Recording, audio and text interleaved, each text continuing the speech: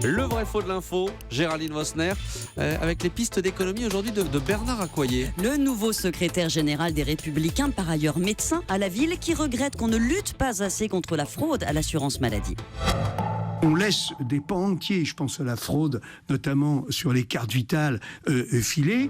Voilà ce que dit Bernard Accoyer. On a laissé filer la fraude aux cartes vitales. C'est vrai ou c'est faux? On va dire que c'est très exagéré. Les fraudes à l'assurance maladie augmentent, c'est vrai. Elles ont représenté 231 millions d'euros l'an dernier, en hausse de 48% depuis 5 ans, surtout parce que la lutte est plus efficace et contrairement aux idées reçues, la fraude à la carte vitale ne représente qu'une petite partie de ce montant. En 2014, la dernière année pour laquelle on a le détail, la moitié des fraudes à l'assurance maladie a été commise par des professionnels de santé, infirmiers, médecins qui remplissent de fausses feuilles de soins, des transporteurs qui gonflent leur kilométrage, des pharmaciens. Ces fraudes n'ont donc rien à voir avec la carte vitale. Les autres grands fraudeurs, bien, ce sont les établissements de santé, 27% du total. Donc si je vous suis bien, en fait ce sont les 3/4 des fraudes qui sont commises par des professionnels. Exactement. Et de celles qui concernent les particuliers, il faut retrancher les fraudes aux indemnités journalières quand on se déclare malade alors qu'on l'est pas. Les fraudes à la carte vitale elle-même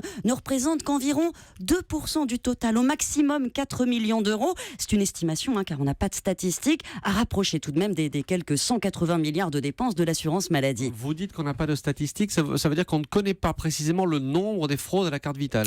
Et non, il y a peut-être plus de fraudes que celles dont je vous parle, qui ne sont que les fraudes détectées, mais la dernière enquête remonte à plus de 10 ans et depuis, la donne a changé. Il y a un système d'opposition pour les cartes perdues, mais on reste dans le flou et c'est pour ça que les législateurs repoussent constamment les propositions de créer des cartes vitales biométriques. Ça coûterait très cher pour un bénéfice qui reste à évaluer.